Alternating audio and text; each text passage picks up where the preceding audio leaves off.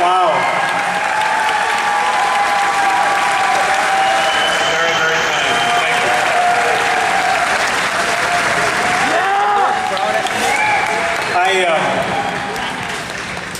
you. I did want to tell you a little bit about myself, and that is that I have been an entrepreneur my entire life. I started a handyman business in Albuquerque in 1974, and actually grew that business to employ over 1,000 people. Thank you. I sold that business in 1999. Nobody lost their job, and they're doing better than ever. Try importing it on yours. I had never been involved in politics prior to running for governor of New Mexico. Complete outsider. I went and I introduced myself to the Republican Party a couple of weeks before I announced, and what they said was, we like you, we like what you've got to say, we're going to include you in all the debates and all the discussions, but you just need to know that you will never get elected. That it's not possible to come from completely outside of politics and get elected governor in a state that's 2-to-1 Democrat. Well, I got elected. And I'd like to think it was based on what I had to say, which was, how about let's run state government like a business? Common sense, best product, best service, lowest price. Let's just bring some common sense to all this. And so I distinguished myself as governor of New Mexico, I think, in many categories. But one of them was, I may have vetoed more legislation as governor of New Mexico than the other 49 governors in the country combined.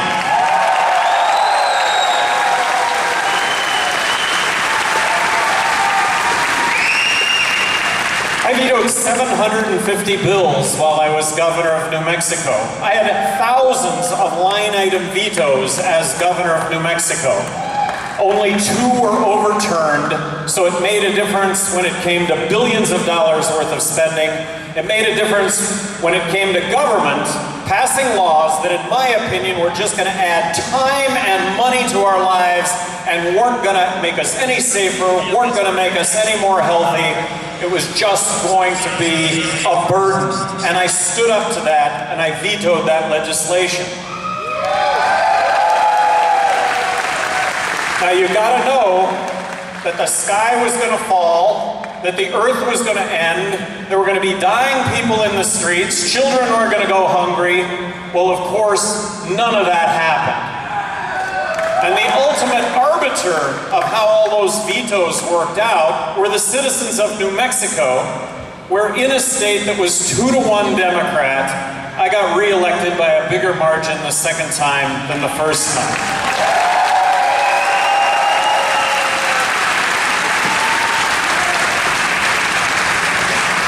I want you all to know that I am a Dr. Paul fan.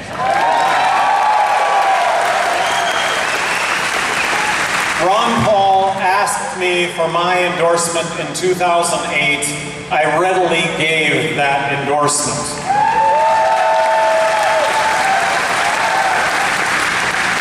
When I dropped out of the Republican primary, I asked everyone that was going to vote for me to vote for Ron Paul. Do you normally use iTunes to play the video game? When asked in the last debate that I got to appear in, who would you pair up with as a vice presidential candidate, I chose Ron Paul. There wasn't any other choice other than Ron Paul.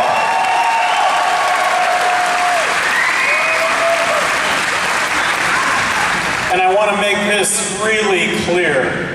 If I thought Ron Paul was going to get the nomination, I would not be standing here before you today as the Libertarian Party candidate for president. I would have not done this. I would have let Ron Paul get the nomination, and I would be along with you supporting Dr. Paul right now.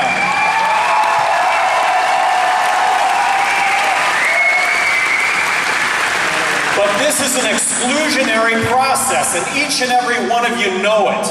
This is absolutely exclusionary.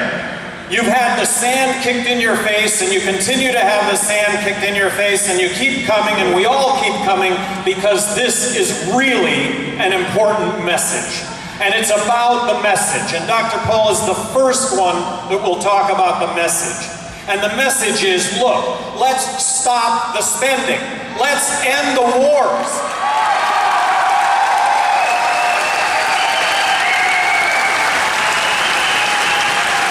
Let's abide by the Constitution of the United States.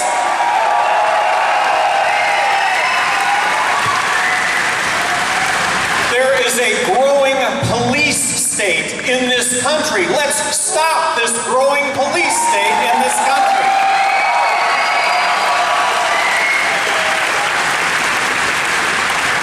Now, going forward, it's really important to recognize that there are other third-party candidates, okay? It's not just the Libertarian Party.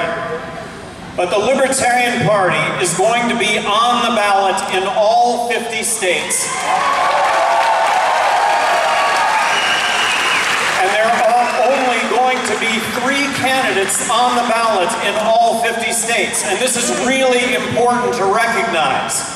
So when you talk about the 3 candidates that are going to be in the general election come the fall, there are some really, really important distinctions here between the 3.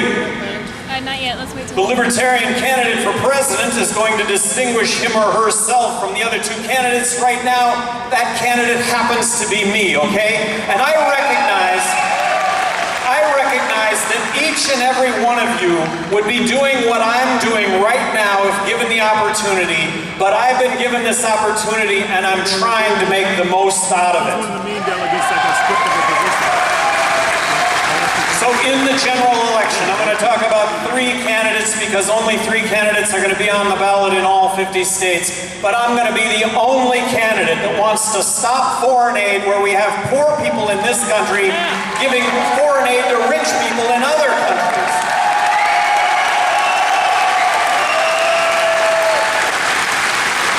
I'm going to be the only candidate that does not want to bomb Iran.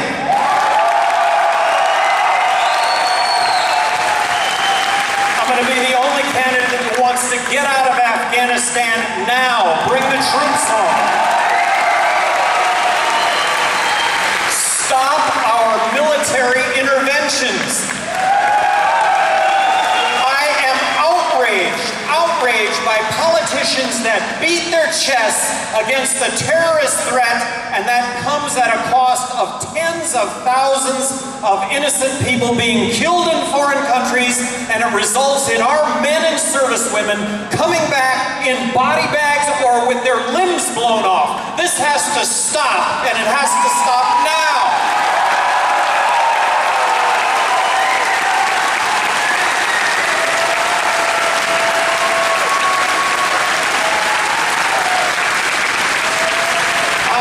Going to be the only candidate that wants to repeal the Patriot Act, and I would have never voted for it in the first place. I would never have signed the National Defense Authorization Act allowing for you and I, as U.S. citizens, to be arrested and detained without being charged. This is why we fought wars. I'm going to be the only candidate that wants to end the drug wars. Legalize marijuana now.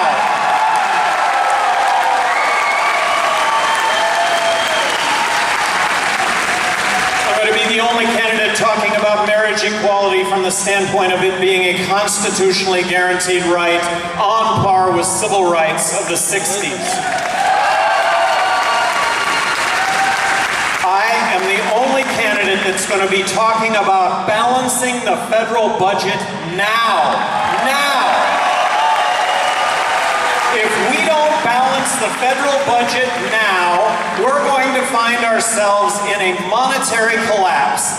And a monetary collapse, very simply, is when the dollars that we have in our pocket don't buy a thing because of the accompanying inflation that is going to go along with that.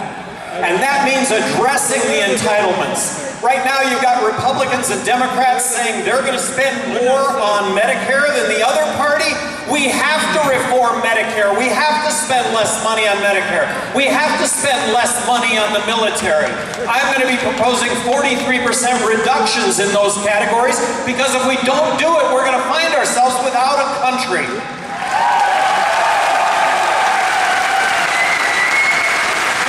Crony capitalism is alive and well in this country. Both parties have their hands out to sell people.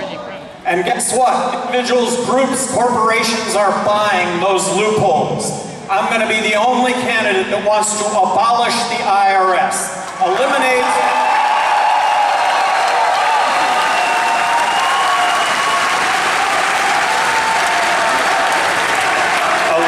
the income tax.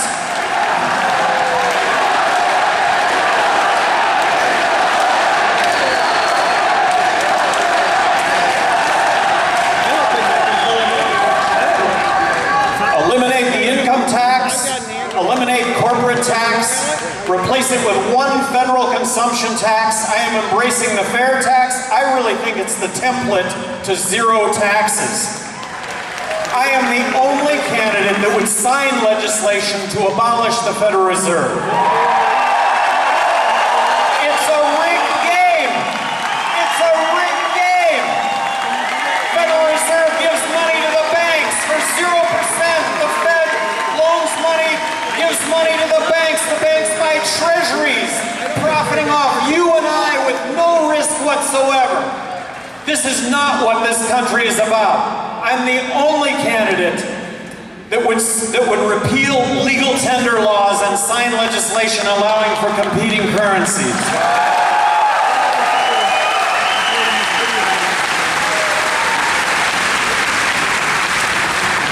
Is this a message that belongs in the presidential debates? 15% voter support puts liberty front and center in the debates and in the headlines. I have 2 words for Ron Paul. Thank you.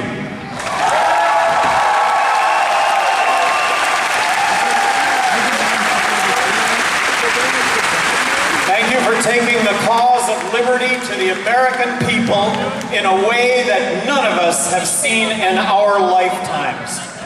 I know, but it's not working. I'm going to ask you something here. Be libertarian with me for one election. One election.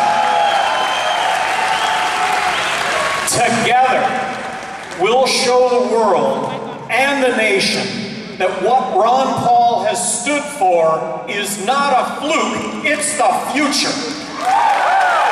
Live free, live free.